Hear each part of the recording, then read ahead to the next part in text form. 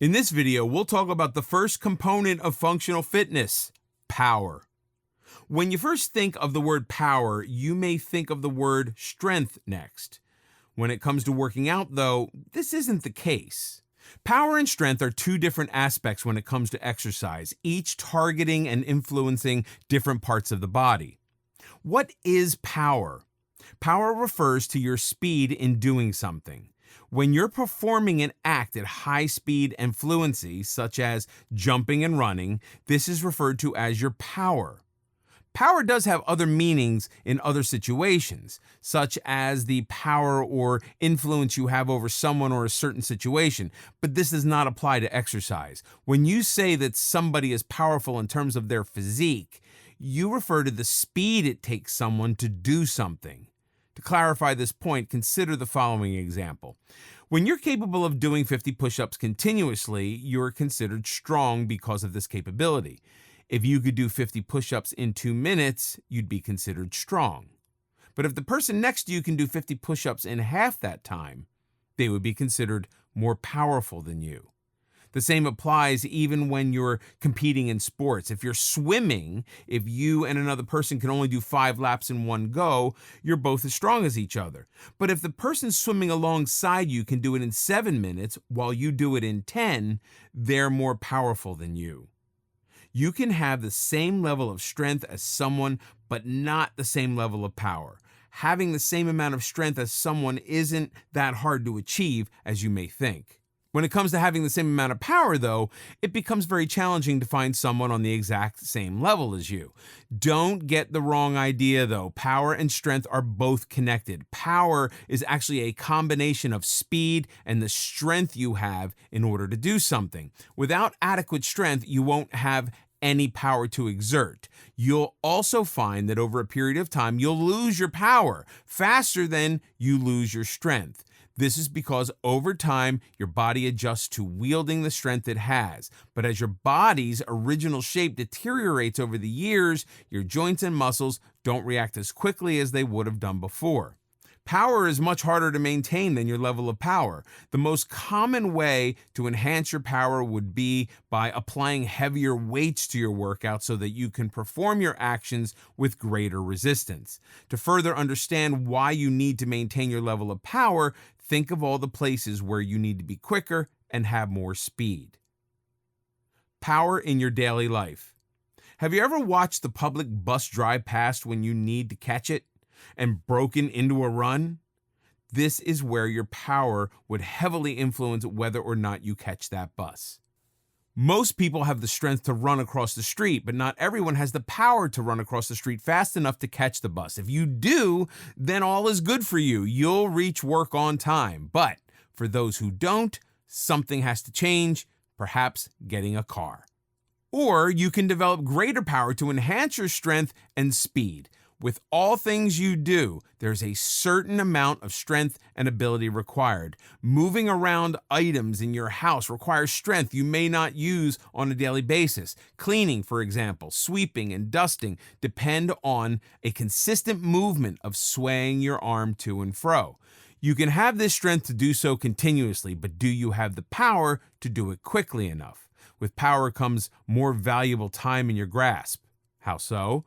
Think of all the things you have to do in one day. There are some things that will inevitably take time, like driving during traffic, waiting on the elevator, and holding your spot in line during rush hour at the cafe.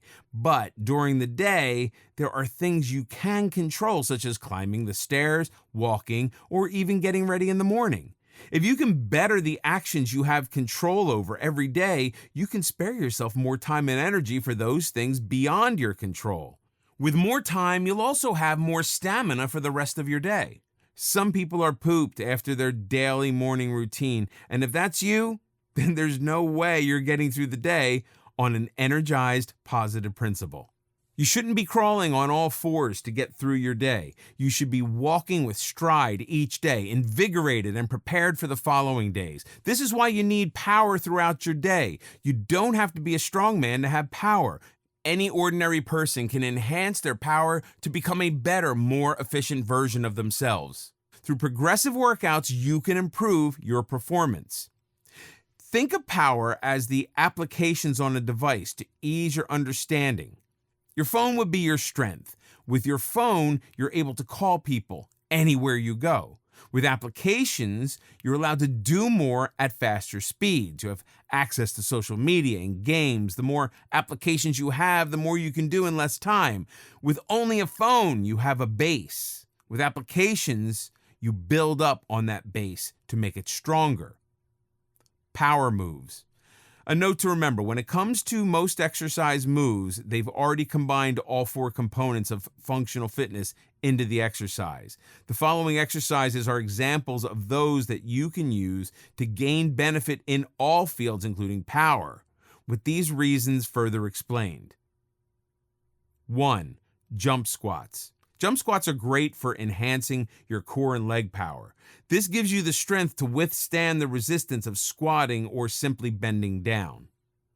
With this move, you can bend your knees easier, knees being a primary area that wear out the fastest. You don't have to jump in this move if it's your first time. You could simply squat to alleviate the strain off this motion. 2. Dumbbell curl. This move is by far the easiest to introduce to your workout. Take one dumbbell in each hand and curl your arms at a steady pace. This helps you improve your general arm strength. With this, your arms won't succumb to heavy burdens when you pick up larger objects. The dumbbell curl can be made harder by holding your positions longer, introducing squats alongside the move, or by lifting the dumbbells over your head and then dropping them before curling your arms. Of course, all of these moves should be done after you're properly accustomed to regular dumbbell curves. 3. Plyo-lateral lunge. Rather than the usual lunge facing forward, take your lunges to the side. Stand straight with your arms down. Move your left leg outward to the left. Stretch your left leg out so that it is straight, but your right leg is bent, and go as far down as you comfortably can. This will help your legs adapt to a side movement and strain from the upper body. This can help with extending your leg and bending down.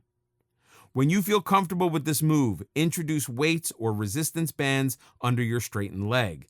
This will help the buildup of power in your legs. 4. Burpee. This move is both as classic as it is functional. Your entire body is accustomed to general strain, from crouching to bending down to jumping, all in one fluent move. Start by going down with your knees bent to your chest, and then pump them out so you're in a planking position. After doing this, bring your legs back to your chest and jump upwards. As soon as you land flat on your feet, repeat this cycle. To make this slightly more challenging, bring your knees up to your chest while you're jumping. That way, your jumps have a stronger spring to them.